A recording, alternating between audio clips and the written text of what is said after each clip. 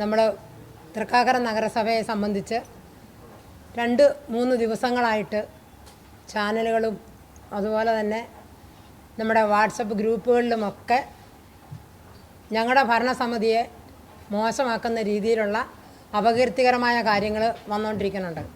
അപ്പോൾ അതിൻ്റെ സത്യാവസ്ഥ നിങ്ങളെ വെളിപ്പെടുത്തുന്നതിന് വേണ്ടിയിട്ടാണ് ഇന്നിങ്ങനെ ഞാൻ വിളിച്ചു കൂട്ടിയിരിക്കുന്നത്. ഓഡിറ്റ് നടക്കണമെന്ന് പറഞ്ഞാൽ പഞ്ചായത്തായ സമയം പോലുള്ള ഓഡിറ്റാണ്. ഓഡിറ്റ് എല്ലാ തദ്ദേശ സ്വയംഭരണ സ്ഥാപനങ്ങളിലും നടക്കാറുണ്ട്. എല്ലാ വർഷവും ഓഡിറ്റ് ഉണ്ടാവാറുമുണ്ട്. ഓഡിറ്റ് നടന്നു കഴിഞ്ഞാൽ നമുക്ക് ആ ഓഡിറ്റ് റിപ്പോർട്ട് തരും. അതിൽ പോരായ്മകളുണ്ടെങ്കിൽ നമ്മളെ അറിയിക്കും. നമ്മളത് പരിഹരിച്ച് ഫയലുകളും എല്ലാം സഹിതം തിരിച്ചു കൊടുക്കും. അവരത് തൃപ്തികരമല്ലെങ്കിൽ വീണ്ടും നമ്മളെ അറിയിക്കും. അത് നമ്മൾ വീണ്ടും മറുപടി കൊടുക്കുക, ഫയൽ കൊടുത്ത് അത് ക്ലോസ് ചെയ്യുകയാണ് പതിവ്. എന്നാൽ ഈ 9-ാം തീയതി ഇങ്ങനെ ഒരു ഓഡിറ്റ് ഇറങ്ങിയിട്ട് 10-11 മുടക്കായിരുന്നു.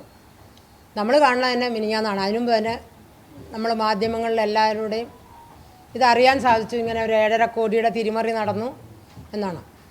നമ്മളിവിടെ കെ-സ്മാർട്ട് വന്നത് കഴിഞ്ഞ 1 വർഷം കഴിഞ്ഞിട്ടുണ്ട്. നഗരസഭകളിൽ കെ-സ്മാർട്ടായിട്ട് നമ്മളൊരു ചെക്ക് ഒരാൾക്ക് കൊടുക്കണമെങ്കിൽ ഒരു 5 ലോഗിനും കൂടെ കയറി ഇറങ്ങി വന്നാലാണ് ഒരു ചെക്ക് ഇഷ്യൂ ചെയ്യാൻ പറ്റുള്ളൂ. ചെക്ക് കൊടുക്കുന്നത് സെക്രട്ടറിയാണ്, അല്ലാണ്ട് കൗൺസിലർമാരോ ചെയർമാനോ ചെക്കൊന്നും കാണാറില്ല. അവരല്ല കൊടുക്കണത്. അപ്പോൾ ഒരു തിരിമറി നടന്നു എന്ന് പറയാൻ അവർക്കൊന്നും അതിനകത്ത് യാതൊരു റോളുമില്ല. പിന്നെ ഇത് നമ്മൾ പ്രൊഫഷണൽ ടാക്സ് വാങ്ങിച്ചതിലെ അപാകതയാണ് ചെക്കിൻ്റെ എന്ന് പറയുന്നത്. ആ 7 കോടി രൂപയുടെയും ചെക്ക് നമ്മൾ എന്ന് കിട്ടി, ചെക്കിൻ്റെ ഡേറ്റ്, ചെക്കിൻ്റെ നമ്പർ, അത് ഏത് ബാങ്കിൽ കൊടുത്തു, എന്ന് കാശായിട്ട് തിരിച്ചു വന്നു, അതിൻ്റെ രേഖ എൻ്റെ അടുത്ത് ഇപ്പോൾ ഉണ്ട്. നിങ്ങൾക്ക് ആർക്ക് വേണേലും വന്ന് പരിശോധിക്കാം. നമ്മൾ രേഖ സഹിതം കാണിച്ചു തരും. അതാണ് ചെക്കിനെ പറ്റി എനിക്ക് പറയാനുള്ളത്. അല്ലാതെ ഇവിടെ യാതൊരു വിധത്തിലുള്ള ക്രയവിക്രയവും നടന്നിട്ടില്ല. പിന്നെ എന്താണെന്ന് വെച്ചാൽ, ഇപ്പോൾ ഒരു ഇലക്ഷനൊക്കെ വരുന്നതിൻ്റെ മുന്നോടിയാണോ അല്ലെങ്കിൽ ഭരണസമിതിയെ മോശപ്പെടുത്താൻ വേണ്ടിയിട്ടാണോ എന്താണെന്ന് എനിക്കറിയില്ല ഇങ്ങനെ ഒരു പ്രചരണം വന്നത്. അല്ലെങ്കിൽ ഓഡിറ്റും ഇതെല്ലാം എല്ലാ വർഷവും നടക്കുന്ന സംഭവമാണ്. ഇതിപ്പോൾ എന്തിൻ്റെ പേരിലാണ് ഇങ്ങനെ ഉണ്ടായതെന്ന് അറിയില്ല. എന്തായാലും ഞാനത് നിങ്ങളുടെ മുമ്പിൽ വെളിപ്പെടുത്തുന്നതിന് വേണ്ടിയിട്ടാണ് ഇന്ന് വിളിച്ചിരിക്കുന്നത്. നമ്മുടെ അക്കൗണ്ടിൽ, ബാങ്ക് അക്കൗണ്ടിൽ നമുക്ക് 2-3 ബാങ്കുകളിൽ അക്കൗണ്ട് ഉണ്ട്. ഞാൻ നിങ്ങൾക്ക് വേണമെങ്കിൽ നോക്കാൻ തരാം. അവിടെ ഉണ്ട് സംഭവം. വന്നിട്ടില്ല എന്ന് പറയുന്നു. ഇത് നിങ്ങൾക്ക് ഞാൻ തരാം. ഇപ്പോൾ ഇവിടെ രേഖകൾ എൻ്റെ കയ്യിലുണ്ട്. 7.5 കോടി നമുക്ക് 2 ബാങ്കിലുണ്ട്. SIBയിലും ഉണ്ട്, യൂണിയൻ ബാങ്കിലും ഉണ്ട്. അപ്പോൾ യൂണിയൻ ബാങ്കിൽ ചിലപ്പോൾ നമ്മൾ ചെക്ക് കൊടുത്തിട്ടുണ്ട്. നമ്മൾ SIBയിൽ നിന്ന് എടുത്തിട്ട് യൂണിയൻ ബാങ്കിലേക്ക് ഇടും. നമ്മുടെ ക്രയവിക്രയങ്ങളെല്ലാം നടത്തുന്നത് യൂണിയൻ ബാങ്ക് വഴിയാണ്. പൈസ മാറുന്നതും അതുപോലെ തന്നെ സാലറി കൊടുക്കുന്നത്, ഓണറേറിയം കൊടുക്കുന്ന എല്ലാം അതിലാണ്. ചിലപ്പോൾ ഈ ബാങ്കുകൾ തമ്മിൽ മാറിപ്പോയിട്ടുണ്ടാകും. എന്നാലും നമ്മുടെ അക്കൗണ്ടിൽ പണം വന്നിട്ടുണ്ട്. അതിൻ്റെ രേഖ ഓരോ അക്കമിട്ട് ഓഡിറ്റുകാർ എഴുതി തന്നത്, ആ അക്കമിട്ട് തന്നെ നിങ്ങൾക്ക് ഞാൻ കാണിച്ചു തരാം. നമ്മുടെ അക്കൗണ്ടിൽ പണം വന്നിട്ടുണ്ട്. ഓഡിറ്റ് റിപ്പോർട്ടിലും തെറ്റ് വരാം. മനുഷ്യനല്ലേ കണക്കൊക്കെ ഉണ്ടാക്കണം. മനുഷ്യന് തെറ്റ് പറ്റാൻ പാടില്ലേ? അങ്ങനെയാണ് ഞാൻ പറയണത്. എന്നുവെച്ചാൽ ഒരു ഭരണസമിതിയെ മോശമാക്കി പറയാൻ ഏറ്റവും നല്ല ഒരിത് പണമിടപാടാണല്ലോ. അപ്പോൾ അതായിരിക്കുമെന്ന് ഞാൻ സംശയിക്കുന്നു.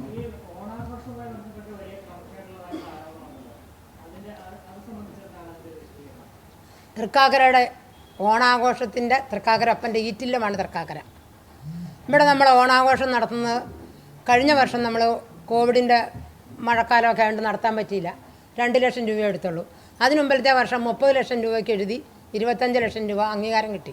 1 ലക്ഷം രൂപ തൃക്കാക്കര അമ്പലത്തിൽ കൊടുത്തു. ബാക്കി 24 ലക്ഷം രൂപയാണ് നമ്മൾക്ക് ഈ ഓണാഘോഷത്തിന് വേണ്ടി കിട്ടിയത്. ഓണാഘോഷത്തിന് കിട്ടുമെന്ന് വെച്ചാൽ ഈ പാടത്ത് പണിയെടുത്താൽ വരമ്പത്ത് കൂലി എന്ന് പറയുന്ന പോലെയാണ് ആളുകൾ. പല സ്ഥലങ്ങളിൽ നിന്നും വരുന്ന ആളുകളാണ് ഈ ഘോഷയാത്രയ്ക്ക് വരുന്നത്. നമുക്ക് ഓണം എന്ന് പറയുമ്പോൾ 10 ദിവസത്തേക്ക് കുറേ ദിവസം മുടക്കുകളായിരിക്കും. ബാങ്കുകളും ഓഫീസുകളൊക്കെ മുടക്കായിരിക്കും. അപ്പോൾ നമ്മൾ കാശ് മാറി വെച്ചിട്ട് അവർക്ക് കൊടുക്കണം.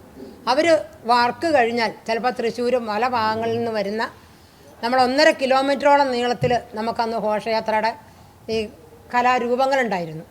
അപ്പോൾ ഈ രൂപങ്ങളെല്ലാം നമ്മൾ വന്ന് കളക്ട്രേറ്റിൻ്റെ കോമ്പൗണ്ടിൽ കയറിയാൽ അപ്പം തന്നെ അവരവരുടെ ഗ്യാങ്ങിൻ്റെ പൈസ വന്ന് ചോദിക്കും. ആ പൈസ അപ്പം തന്നെ കൊടുത്താൽ വിടണം. അന്നേരം തന്നെ കൊടുത്തു വിടുവാണ്. അതുപോലെ തന്നെ നമ്മളൊരു ഗാനമേള വെച്ച്, ഗാനമേളക്കാരൻ 5 മിനിറ്റ് വൈകിട്ട് ക്യാഷ് കിട്ടാണ്ട് സ്റ്റേജിൽ കയറില്ല എന്ന് പറഞ്ഞ ആളാണ്. 5 മിനിറ്റ് ഞങ്ങളുടെ ഒരു സ്റ്റാഫായിരുന്നു, പുള്ളി വരാൻ വൈകി, പനങ്ങാടെന്ന് വരാൻ വൈകിയപ്പോഴേക്കും ഗാനമേള നടത്തൂലെന്ന് പറഞ്ഞു. പിന്നെ പ്രശ്നങ്ങൾ ഉണ്ടായിട്ടാണ് അവിടെ പരിഹരിച്ച് ആ പൈസ കൊടുത്ത് ആ പ്രശ്നം തീർത്ത് വിട്ടത്. അപ്പോൾ അതൊക്കെ എന്ന് പറഞ്ഞാൽ ഒരാളുടെ കയ്യക്ഷരത്തിലാണ് വവിച്ചതെന്നാണ് പറയണത്. ഇവിടെ സാക്ഷരതയുടെ കാലത്ത് ഈ മുനിസിപ്പാലിറ്റി അല്ല പഞ്ചായത്തായിരുന്ന കാലത്ത് ധാരാളം ആളുകൾ അപേക്ഷ എഴുതാനിരുന്നു. അപേക്ഷ എഴുതണതെല്ലാം ഒരാളുടെ കയ്യക്ഷരത്തിലായിരിക്കും എന്ന് പറഞ്ഞാൽ അതിൻ്റെ കസ്റ്റമേഴ്സ്, ആ കൈപ്പറ്റുന്ന ആൾ അവരുടെ ഒപ്പുണ്ടോ എന്ന് നോക്കിയാൽ പോരെ. അപേക്ഷ എഴുതിയത് ഒരാളുടെ കയ്യക്ഷരമായിരിക്കും എന്ന് പറഞ്ഞാൽ അയാൾ കാശ് മേടിച്ചുകൊണ്ട് പോവോ? അത് പലരല്ലേ വാങ്ങിച്ചിരിക്കണത്.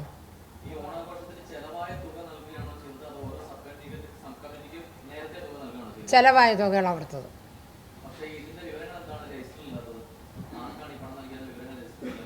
അതൊക്കെ ഉണ്ടാവും. ഓഡിറ്റ് റിപ്പോർട്ടിൽ ഇവിടെ രജിസ്റ്ററിൽ അതൊക്കെ ഉണ്ട്. ഓരോ കമ്മിറ്റി 5 കമ്മിറ്റി ഉണ്ടായിരുന്നു. ആ കമ്മിറ്റികളാണ് എല്ലാ പ്രോഗ്രാം കമ്മിറ്റി, ഫുഡ് കമ്മിറ്റി, അങ്ങനെ ഓരോ കമ്മിറ്റികളുണ്ടായിരുന്നു, സ്റ്റേജ് കമ്മിറ്റി. അപ്പോൾ ആ കമ്മിറ്റിക്കാരാണ് അത് കൈകാര്യം ചെയ്തത്. അതിനെല്ലാത്തിനും അതിൻ്റെ ഓരോ ഉദ്യോഗസ്ഥനും ഉണ്ടായിരുന്നു. 25 ലക്ഷം. 1 ലക്ഷം ഞങ്ങൾ അമ്പലത്തിൽ കൊടുത്തതാണ്. ആകെ 25 ലക്ഷം.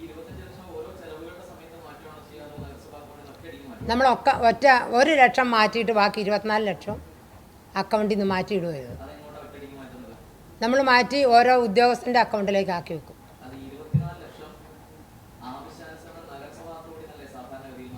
നഗരസഭ അക്കൗണ്ടിലേക്ക് ഇട്ടിട്ട് നമ്മൾ എടുക്കും.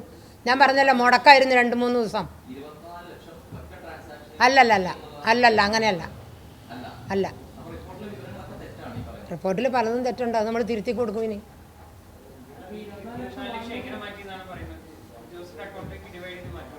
ഡിവൈഡ് ചെയ്ത് നമ്മൾ കുറേശ്ശെ മാറ്റിയിട്ടിട്ട് നമ്മൾ ആവശ്യത്തിന് എടുത്തു കൊടുക്കും. തെളിവുകളുണ്ട്. അതുകൊണ്ട് ഞാനിത് കഴിയുമ്പോൾ കാണിച്ചു തരാം. ഉണ്ടാവും.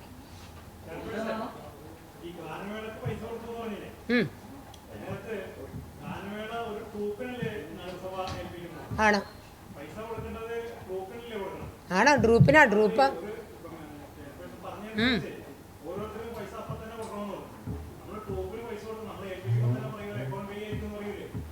അങ്ങനെ പറഞ്ഞില്ല.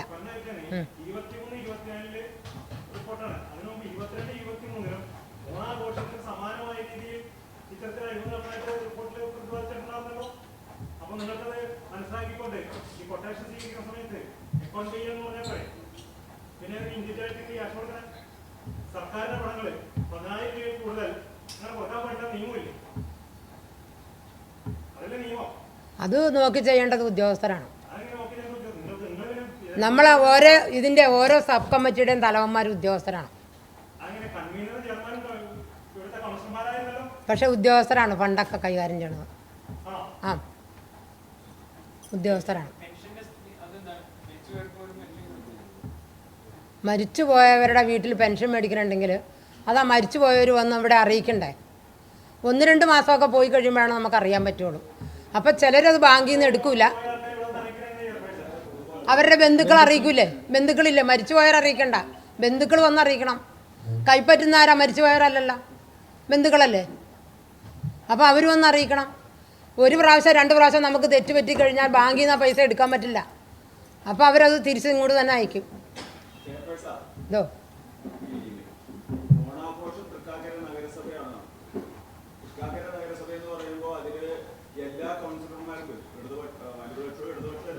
എല്ലാവരും വരും.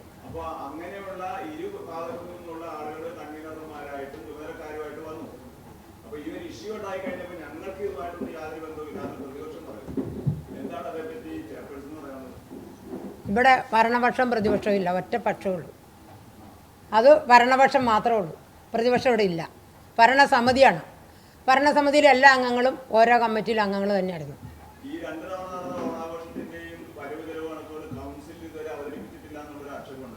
അതൊക്കെ അവതരിപ്പിച്ചിട്ടുണ്ട്.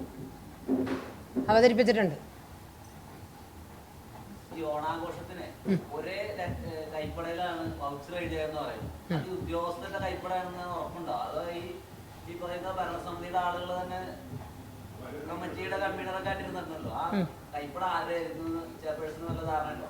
അറിയാൻ പറ്റില്ല. ഞാൻ അതാണല്ലോ ഇപ്പോൾ അതിൻ്റെ ഒരു ഉദാഹരണം പറഞ്ഞല്ലോ. ഉദ്യോഗസ്ഥന്മാരാണ് കാശ് കൈകാര്യം ചെയ്തതെന്ന് പറഞ്ഞല്ലോ. അതിൻ്റെ ഒരു ഉദാഹരണം ഞാനിപ്പോൾ പറഞ്ഞല്ലോ. സാക്ഷരത ഇല്ലായിരുന്നൊരു കാലത്ത് അല്ല, ഒരുപാട് ആളുകൾക്ക് ഒരാൾ അപേക്ഷ എഴുതി കൊടുക്കും. ആ അപേക്ഷ എഴുതുന്ന ആളല്ല കാശ് മേടിക്കണത്. ഉദ്യോഗസ്ഥർക്ക് വേറെ ആൾ എഴുതി കൊടുക്കേണ്ട കാര്യമില്ലല്ലോ. ചിലപ്പോൾ ഉദ്യോഗസ്ഥരാവാം. അത് ഹാൻഡ് റൈറ്റിംഗ് നോക്കിയാലേ അറിയാൻ പറ്റുള്ളൂ. എന്താ പിന്നെ ചെക്ക് കൈകാര്യം ചെയ്യണത് ചെയർപേഴ്സണാണോ? ചെക്ക് കൈകാര്യം ചെയ്യണത് ചെയർപേഴ്സണാണോ?